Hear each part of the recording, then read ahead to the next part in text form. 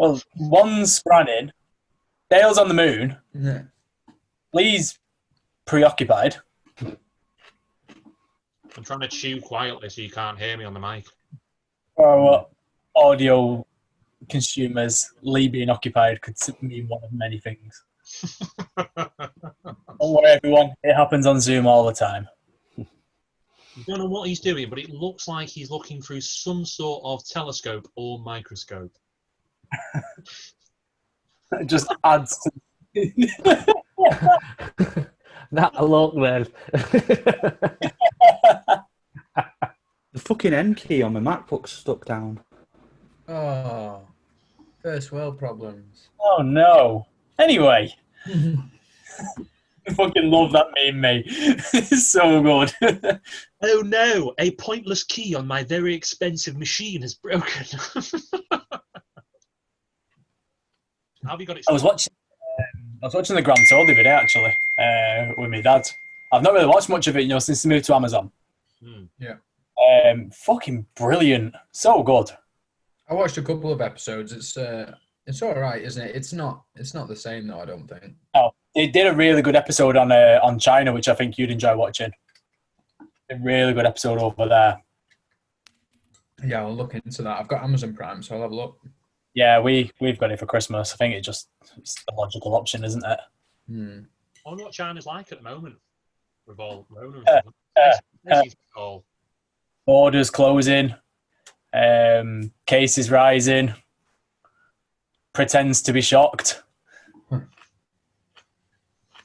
Yeah, I think they're close to 7 countries, and we're one of them at the moment. And it's like us, they're being added every week. Now, why would we be closed? Why would other countries close their borders to us, I wonder?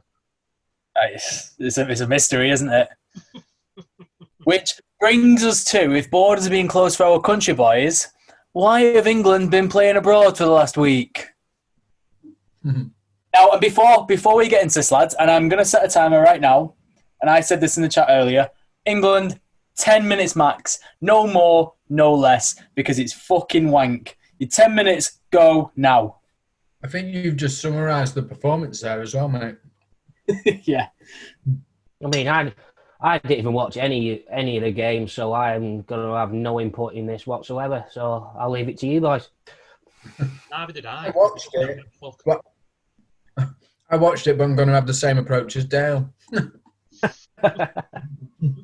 Liam, you carrying this then, mate? Just Gareth Southgate just doesn't seem to know really what he's doing, it's Gareth Southgate is to England what Ole Gunnar Solskjaer is to Manchester United.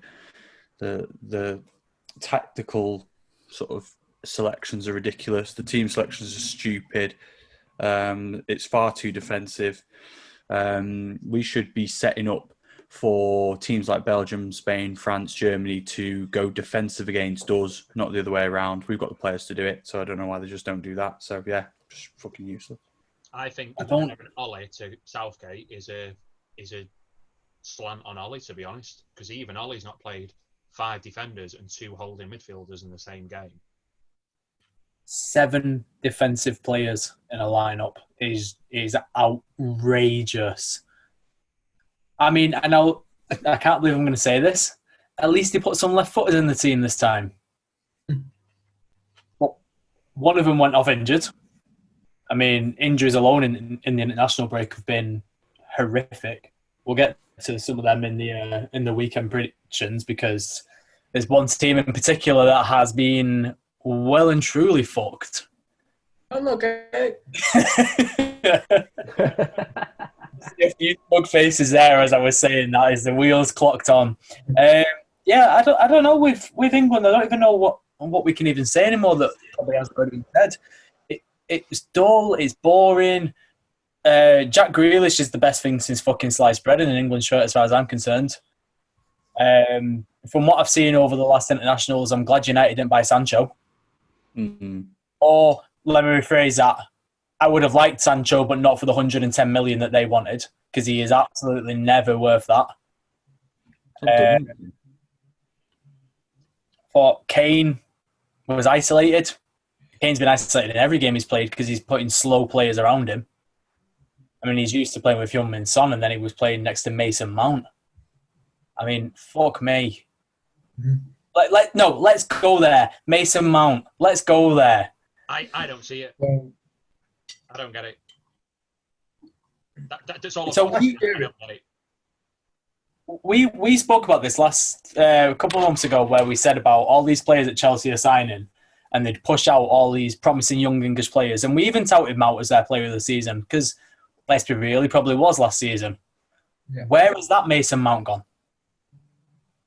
He's playing with better players and has got worse. I mean, he was all right last season. He wasn't. He was their best player. Pulisic was Chelsea's best player last season. He only played half a season. Yeah. No, Mount was brilliant in the first half of the season and all. That's why me personally, I give it Mount, because he was like the best overall. But he's fucking wank this season. The thing is, though, with Chelsea, I can sympathise with him because they've had a lot of changes. They're bringing a lot of new players in, so I don't think anybody's really hit the ground running, and they're still finding their feet. There might be a couple of standout performances here and there, but as a team, in general, they just aren't clicking until recently. Yeah. For example, they have started to put together some good performances, but I think any attacking player in that England team, based on the starting 11 that he put forward, would have struggled, to be honest. Because if you've got, so many defensive-minded players sitting back, then you're not going to really get too much service. I know Grealish put in a good performance, but, Kane didn't, Mount didn't. So obviously that right-hand side wasn't clicking. No. There was no pace. Our fastest player was our right centre-back. He was severely missing someone that needed to run in behind. Like Sterling, even Sancho wasn't doing it when he came on. Rashford had no one that was troubling their defence. And the problem is with that is that if you've got no one that's going to threaten to run in behind, then the defence can easily just push up and attack the midfield. So we weren't having any joy in midfield because there was no threat in behind. It was just ridiculous. It was painful. It was genuinely painful. Sancho came on and played right wing back. When Chilwell went off injured, I think we were 1-0 down at this point, might have even been 2. That was the chance for him to change the system, put Tyrone Mings out to left back, or put Kyle Walker there, or even Trippier, actually. Trippier played down the last internationals and gone to a 4-back and really started to play some football. Because when we got the ball down, we played some nice stuff.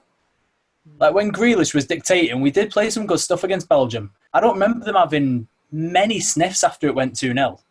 No, they didn't. We were the better side after it went 2-0. Yeah. But it should take 2 goals to get us going, really, should it? Like, it's as if they turned up for the game and we were asleep and we only woke up. It's like, what was the point in turning up if we're not against big opposition like them?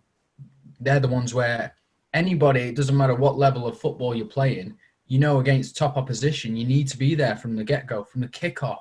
You need to have your mind on the game, and you need to, put those early tackles in and let them know that you're there and get those early shots off. Even if you're just testing the goalkeeper, get them on target. Like, everybody learns that from school, schoolboy level. So I just don't know what Southgate had said to them before the game, but they weren't psyched up for it, in my opinion. I think Courtois had one save to make, and that was a very tame shot from Harry Kane in the second half.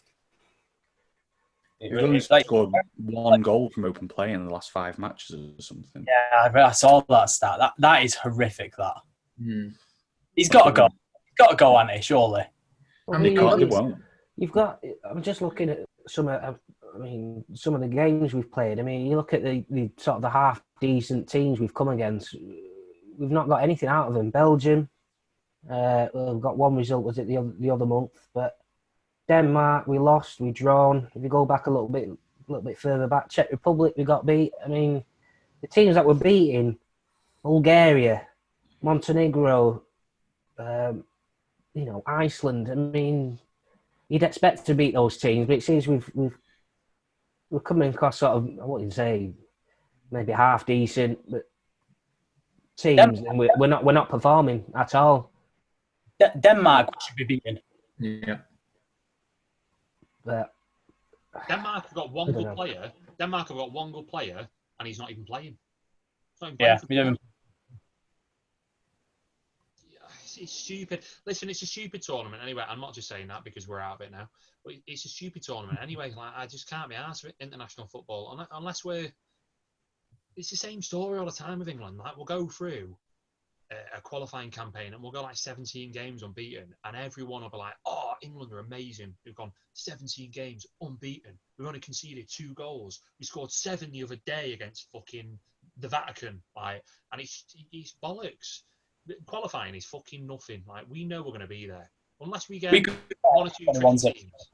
Yeah, it's stupid. And then we get to the tournaments, and even with the last World Cup, Gareth Southgate and his stupid fucking waistcoat, yeah, honey dipped us all because we weren't looking at it. We were so excited at the thought of fucking hell, we've got such an easy route to the final here, and we might actually win it. We completely and utterly forgot about the fact that we struggled against Tunisia until we got a last-ditch goal. We were beating teams like fucking Panama. Like, you can't fucking say that we're challengers based off results like that. And then we come up against Croatia, we lose. First half the opposition, and we lost. Exactly. It's just not good enough. Like, but who replaces him? It's the same argument with, and you know that I stick up for Ollie to the hilt. Like, I think he should be given every single chance. But it's the same problem with club managers at the moment. Like, who is available? Eddie Howe. He's And that's it. We discussed him the other day, didn't we? Like, he's the only one that's available. And to be honest with you, for what he did at Bournemouth, I'd fucking give Eddie Howe a go. That is a huge jump, Bournemouth to England. But Relegation to England. yeah, but fuck it. Like, Southgate, what did Southgate do before England? Absolutely nothing. This is why I think Eddie Howe's worth a shout. Mm. At least he got the best out of a team, with hardly any funding. What did Southgate do? Did a half decent with Middlesbrough, and then they got relegated. And then was he not on the under 21s? He was on the City ones. See, that's probably where it's come from and it stemmed. I mean, I wouldn't mind Eddie Howe, but I'd prefer England. I'd prefer Eddie Howe if he got another job at, say, a higher level club than Bournemouth and did half decent with them, maybe. So proved himself with a slightly better team. But Gareth Southgate got Middlesbrough relegated before he came. Yeah, but that was years ago. I know, we still got him fucking relegated, didn't he? I've never really been a fan of Southgate's, to be honest. I know, obviously, he took us to the final stages of the World Cup, but with that team, like, there weren't really many other challenging international teams at the time, and we should have got through to the final. That was a national disappointment, in my opinion. After going 1-0 up, not being able to defend that lead. I just don't rate him. I don't like his personality. I don't like his tactics.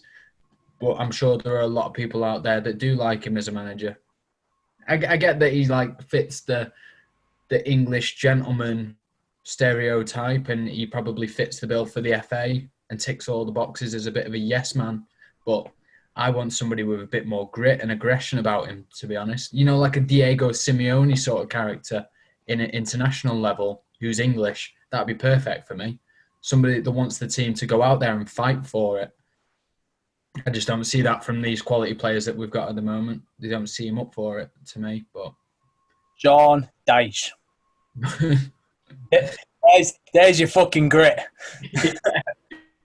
He's got a gritty voice. Exactly. Right, lads. Like I said, 10 minutes done with England. Collins, do you have your trusty pen and paper ready for our predictions tables as we move into finally Premier League football being back? Yes. What time did we arrange a call and say that the call was tonight? It was like this morning, wasn't it, when I texted you when I was outside the gym? Yeah? So it's been a few hours. No, I'm not prepared, mate. So to allow me to just piss off for a second, you all get your little swipes in at me, and I'll go and get a pen and paper. And next week, I might actually be fucking prepared. I might be fucking professional next time. Collins, after seeing what you've just done on that video, we'll allow it. Yeah. Right. This You know what? weekend Before I is the go, first weekend that we do. Before I go, you can't just say after seeing what you've just done that video when no one has any context of what's going on. Yeah. We'll leave it there. They don't deserve context. Correct. Not in the inner circle yet. Yeah, no. And Premier League being back, tell you what, lads, there were some fucking tasty fixtures this weekend. Yep. It's the first weekend without the pay-per-view, which means that Fulham against Everton is live on BBC on Sunday. Yeah. So the whole country can enjoy us getting beat by Fulham. Yeah. I was going to ask you about this, actually, because obviously we've seen, and thankfully the Premier League have made the smart decision to bin off the fucking pay-per-view. Yes. Fine. And they did exactly what they said they would. They presented it in a way that they were doing us the favour. Yeah. Listening to feedback. AFA, get fucked. You've done this because no one was buying it. So is this the deal now that it's all going back onto television? Until they figure out another way of getting money out of us all. I hadn't seen anything. All I'd seen was it had been scrapped. They should just sell it all to Amazon. Just sell the games that haven't been put up by Sky and BT and just sell them to Amazon. I mean, I'm not going to knock the free TV, like the free football. Well, it's not free. It's not free though, is it? Because it's still going to be on Sky and BT, so we're still paying for it. Apart from this Fulham Everton game. On BBC. Yeah. But you still got to pay your TV license for that. Yeah, exactly. Yeah. I mean, Amazon could have made a killing this month if they'd have Christmas month coming up and bought the Premier League as well. Jesus Christ. I'm fairly certain they'll still make a killing. Oh, God. Oh, God. Jeff Bezos is talking. I don't think Bezos is going to be struggling this Christmas. Oh, Everybody's in lockdown is the perfect Christmas for him. He's going to be really sort of petitioning for everybody to remain in lockdown over Christmas. Yeah. Lockdown 3.0, let's go. I saw that the other day. It's like Christmas 2020, sponsored by Amazon. It is, isn't it? Santa's got Amazon like stitched in on his suit. Jesus Christ. Right. You made that there, Christmas advert, just Jeff Bezos on a desk, he just zooms in and he's just like, we're thinking of doing a proper Christmas advert this year, but I don't give a fuck, because I'm going to have a great Christmas, because of all you cunts. Yeah. Cheers. And do you know what? I respect it more than the John Lewis. Oh, John Lewis haven't done a decent advert since, I mean... First one. Yeah, probably. Since the first one. Right at the top, they weren't going to go up from there. Dragon one was all right last year, but the Man on the Moon was dog. Yeah, just a bit nonsense. Fucking yeah, it was.